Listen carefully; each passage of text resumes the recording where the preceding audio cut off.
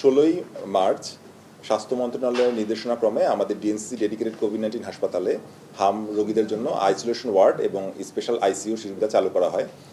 এখন পর্যন্ত আমাদের হাসপাতালে টোটাল 713 জন হাম উপসর্গযুক্ত রোগীকে ভর্তি রেখে চিকিৎসা দেওয়া হয়েছে এবং বর্তমানে আজকে সকালে পর্যন্ত আমাদের হাসপাতালে 290 জন হাম আক্রান্ত রোগী ভর্তি আছেন। এদের মাঝে 48 জন ক্রিটিক্যাল অবস্থায় আইসিইউতে ভর্তি আছেন।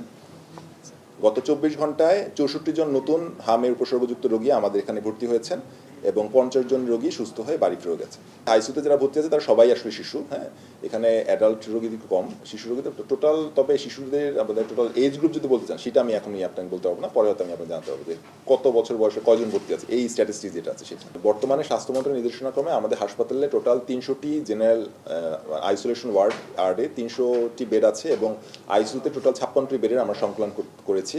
পরবর্তীতে রোগীর সংখ্যা যদি আরও বৃদ্ধি পেতে থাকে তাহলে প্রয়োজনীয় লোকবল সরবরাহের ভিত্তিতে আমাদের দরকার হলে আমরা বেড সংখ্যা আরও বাড়াবো। রোগীরা যারা নাকি অলরেডি হাম আক্রান্ত তাদের বেশিরভাগই আমরা দেখছি আসলে যারা অলরেডি টিকার 2 ডোজের একটা ডোজও নেননি অথবা নিলেও একটি ডোজ নিয়েছেন, বেশিরভাগই আসলে এই ক্যাটাগরির বাচ্চারা আসছে।